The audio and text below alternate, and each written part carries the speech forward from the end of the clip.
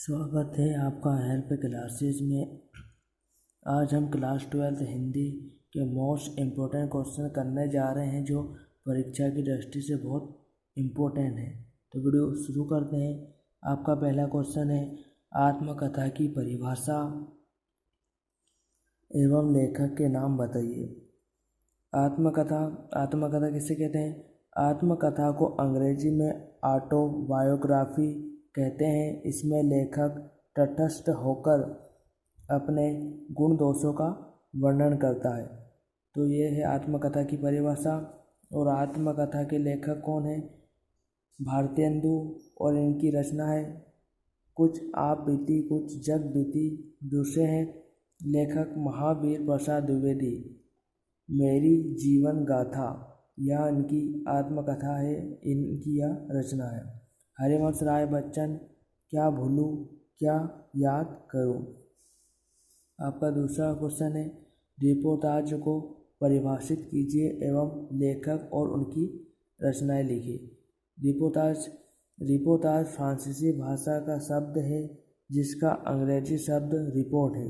किसी घटना के वास्तविक वर्णन को ही रिपोर्टाज कहते हैं। तो ये आपको याद रखना है, किसी वास्तविक घटना को ही के वर्णन को रिपोर्टाज कहते हैं। इसके लेखक है रांगे राघव, तूफानों के बीच, यह इनकी रचना है। धर्मवीर भारतीय युद्ध यात्रा, महेंद्र आनंद कौशल्यायन, देश की मिट्टी बोलती है। तीसरा क्वेश्चन है, रेखाचित्र किसे कहते हैं एवं उसकी विशेषताएं बताइए। आपको रेखाचित्र की विशेषता भी बतानी है। किसी वस्तु या पात्र के आकर्षक ढंग से चित्रात्मक वर्णन ही रेखाचित्र है। इसकी विशेषता है, रेखाचित्र विस्तृत वर्णन होता है। रेखाचित्र काल्पनिक हो सकता है। रेखाचित्र किसी भी साधारण विषय पर लिखा जा सकता है। यह रेखाचित्र की विशेषता है। संक्षेपण किसे कहते हैं? संक्षेपण किसे कहते हैं? एक समग्र भाव से पूर्ण अवतरण का पुनः सर्जन है। उसमें मूल अवतरण की सभी आवश्यक बातों को संक्षिप्त रूप में प्रस्तुत किया जाता है। इसमें क्रमबद्धता, स्पष्टता और प्रवाह होना आवश्यक है। इसका आकार मूल अवतरण का 1/3 होता है। एक प्रकार से संक्षेपण मूल रचना का पुनः सर्जन है। यह था आपका संक्षेपण।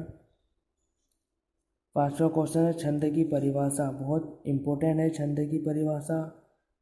वर्णों की संख्या एवं क्रम मात्राओं की गणना, वर्णों की संख्या एवं क्रम मात्राओं की गणना तथा यति गति से संबंध नियोजित काव्य रचना को ही छंद कहते हैं। तो आपको छंद की परिभाषा तो याद करना ही, क्योंकि बहुत इम्पोर्टेंट है। यह परीक्षा में पूछा जाता है कि छंद की परिभाषा, इसलिए आपको याद करना है छंद की परिभाषा। आपका छठा क्वेश्चन है, भ्रांतिमान अलंकार की परिभाषा एवं उदाहरण बताइए। परिभाषा है भ्रांतिमान अलंकार की, जहाँ प्रस्तुत वस्तु को देखकर किसी विशेष समानता के कारण किसी दूसरी वस्तु का भ्रम हो जाए, वह भ्रांतिमान अलंकार होता है।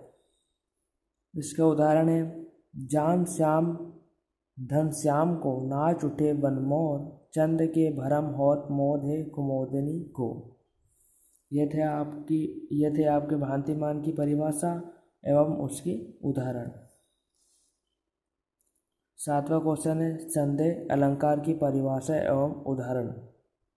परिभाषा, जहाँ रूप रंग और गुण की समानता के कारण किसी वस्तु को देखकर यह निश्चय न हो कि वह वही वस्तु है, वह संदेह अलंकार होता है। इसमें अंत तक यह संशय बना रहता है। इसका उदाहरण है, सारी बिच नारी है कि नारी बिच सारी है, कि सारी ही की नारी है, कि नारी ही की सारी है। आपको याद कर लेना संदेह अलंकार की परिभाषा, भ्रांतिमान अलंकार की परिभाषा, ये परीक्षा में पूछे जाते हैं। बहुत इम्पोर्टेंट क्वेश्चन आज हम कर रहे हैं क्लास 12 हिंदी के। आपका आठवां क्वेश्चन है, विरोधाभास अलंकार की परिभाषा। ये बोर्ड एग्जाम में पूछा जा चुका है कि विरोधाभास अलंकार की परिभाषा बताइए एवं उसके उदाहरण बताइए। तो हम इसकी परिभाषा पढ़ते हैं।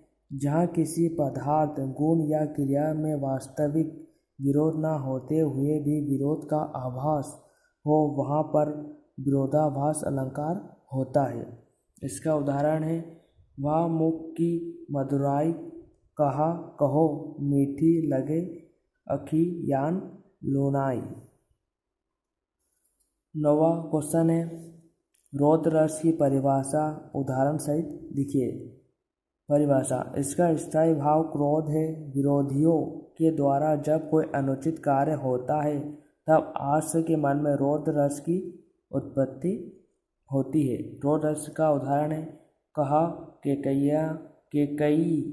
केकई ने सक्रोध, दूर हो दूर अरे निर्बोध, सामने से हट अधिक ना बोल, द्विजीहे रस में विष मत घोल। ये थी रौद्र रस की परिभाषा एवं उसका उदाहरण। अब हम ऐसे क्वेश्चन करने जा रहे हैं जो एक शब्द या एक वाक्य में परीक्षा में पूछे जा सकते हैं और परीक्षा में पूछे भी गए हैं। आपका पहला क्वेश्चन है, ज्ञान मार्गी शाखा के कवि कौन है? ज्ञान मार्गी शाखा के कवि है कबीर। प्रेम मार्गी शाखा के कवि कौन है? तो प्रेम मार्गी शाखा के कवि हैं जायसी। राम भक्ति शाखा के कवि कौन है? तुलसीदास। राम भक्ति शाखा के कवि तुलसीदास है। कृष्ण भक्ति शाखा के कवि कौन है? कृष्ण भक्ति शाखा के कवि सूरदास है। निर्गुण ब्रह्म की उपासना किस शाखा में की जाती है? तो निर्गुण ब्रह्म की उपासना ज्ञान मार्ग की शाखा में की जाती है। तो आज की वीडियो में इतना ही। मिलते हैं अगले वीडियो में और इम्पोर्टेंट क्वेश्चन के साथ। तो तब तक के लिए धन्यवाद।